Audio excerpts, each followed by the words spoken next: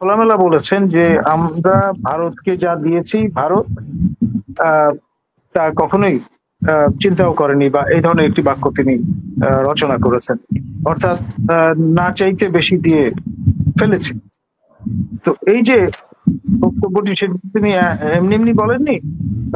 তার যে কার্যকারিতা আছে, সে কারণেই তিনি এই বক্তব্যটি রেখেছেন। সবই কিন্তু ইসরায়েলি ঢঙে বসানো, এবং ইসরায়েলি যে মডেলটা আপনার বান্টুস্তানে পরিণত করা, সেই প্রক্রিয়াটি কিন্তু তারা এখন এক্সটেন্ড করেছেন আপনার ভারত মিয়ানমার সীমান্ত। তো ফলে এই বিষয়টা যতক্ষণ পর্যন্ত আমরা কগনিজেন্সে না নেব, ততক্ষণ পর্যন্ত প্রকৃত স্বরূপটা কিন্তু বোঝা যাবে না। তো ধাত্রী মাতা প্রসঙ্গটি এতে আসি। এটি বেসিক্যালি আমার কয়েনেজ, এবং আমি জানি যে এতে অনেকেরই গাত্রোদ্রাহের সূচনা ঘটে, কিন্তু আমার কাছে মনে হয়েছে যে এটি বারংবার মনে করিয়ে দেয়া ভালো। কারণ আপনার এই ঋণ পরিশোধযোগ্য নয়।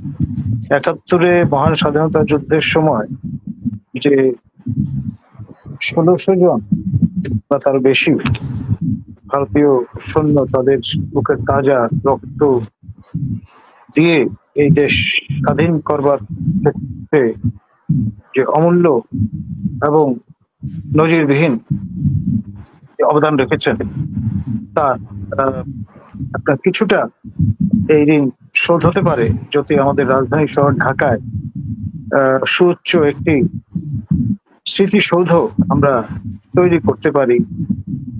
এবং মজার ব্যাপার হচ্ছে, অ্যাক্রস দ্য পলিটিক্যাল ডিভাইড কোন পক্ষ থেকে কিন্তু ঋণ শোধ হয়নি।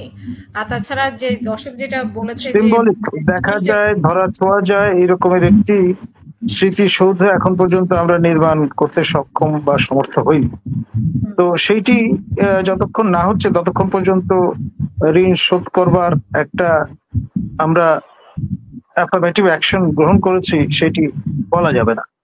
আর যে কৃতজ্ঞতার পাশে আমরা আবদ্ধ, সেই কারণেই আপনার একের পর এক যে জেস্চার আমরা প্রদর্শন করছি, সেটিও অবশ্যই আমাদের ওই ভ্যালু অ্যাড করছে।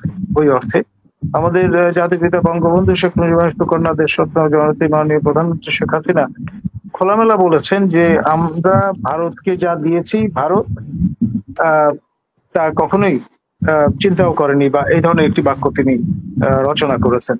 অর্থাৎ না চাইতে বেশি দিয়ে ফেলেছে। তো এই যে বক্তব্যটি, সেটা তিনি এমনি এমনি বলেননি। তার যে কার্যকারিতা আছে, সে কারণেই তিনি এই বক্তব্যটি রেখেছেন। তাকে সাধুবাদ।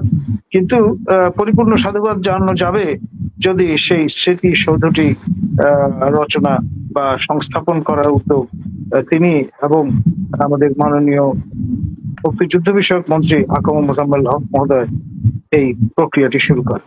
ধন্যবাদ। আর উনি তো বলেছেন যে সীমান্ত, মানে অনেকেই বলেন যে সীমান্তে তো অনেক হত্যা হচ্ছে, তো সেখানেও তো ভারত মানে কোনো মানবিকতা আমাদের প্রতি দেখাচ্ছে না। দেখুন, আমাদের বাংলাদেশ ভারত সীমান্ত আমি অনেক আগেই আপনার সাথে এবং বলেছি যে এই যে বিএসএফ, যাদের দায়িত্ব এই সীমান্ত সংরক্ষণ করা, বিএসএফ এই বর্ডার সিকিউরিটি ফোর্স, তাদের লজিস্টিক সাপোর্ট প্রদান করে থাকে ইসরায়েল, এবং নাইট ভিশন, গুগল, গ্যাজেট এগুলো তাদের সেখান সেই দেশ থেকে সরবরাহ করা হয়েছে, এবং তারা একটা অ্যাডভাইজরি রোল প্লে করে থাকে। এবং Israeli model of border management আমরা বাংলাদেশের চারপাশে ভারত গ্রহণ করবে, এবং এই কাঁটাতারের বেড়া বলুন, ওয়াচ টাওয়ার বলুন, সবই কিন্তু ইসরায়েলি ঢঙে বসানো, এবং ইসরায়েলি যে মডেলটা আপনার বান্টুস্তানে পরিণত করা, সেই প্রক্রিয়াটি কিন্তু তারা এখন এক্সটেন্ড করেছেন আপনার ভারত মিয়ানমার সীমান্ত। তো ফলে এই বিষয়টা যতক্ষণ পর্যন্ত আমরা কগনিজেন্সে না নেব, ততক্ষণ পর্যন্ত প্রকৃত স্বরূপটা কিন্তু বোঝা যাবে না। ইসরায়েলকে আমি পছন্দ করছি না, বা তাদের সঙ্গে কূটনৈতিক সম্পর্ক নেই, কিংবা আমরা কোনো সম্পর্কের মধ্যে নেই, এইসব কারণে ইসরায়েলের কোনো ইনভলভমেন্ট আমাদের দৃষ্টিগোচর কিন্তু হচ্ছে না। কিন্তু মজার ব্যাপার হচ্ছে আমাদের পুরো সীমান্ত ইসরায়েল সুপারভাইজ করে। এই পরবর্তীতে যদি ড্রোন তারা আমদানি করে বসে তাহলে অবাক হওয়ার কিছু থাকবে না। আমাদের দশাটা বা অবস্থাটা হয়েছে সেই পথহারা হরিণীর মতো, আপনার লতা পাতায় মুখ ঢেকে আছে, পুরো শরীরটা অনাবৃত, সবকিছু প্রকাশ্য দিবালোকের মতো সবকিছু দেখা যাচ্ছে। আমরা নিজেদের মধ্যে একটা প্রবোধ নিয়ে বসে আছি যে আমাদের কেউ দেখতে পাচ্ছে না। ধন্যবাদ।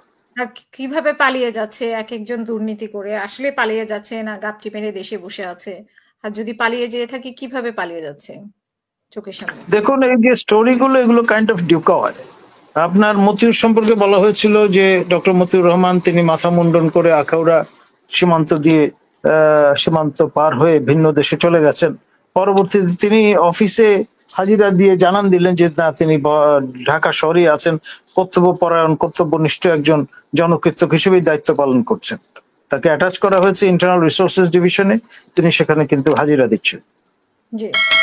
ফলে তাহলে তিনি কেন পালিয়ে গেছেন এটা বলার কোনো সুযোগ নেই, পুরোটাই মাথা ন্যাড়া মিডিয়ার করে সৃষ্টি। পালিয়ে গেছে এরকম কি মানে কিছু হয়েছে কিনা এই খোঁজ স্টোরিটা পত্রিকায় এসছে, কিন্তু বাস্তবে তিনি তো অফিস করছেন। অফিস করছেন?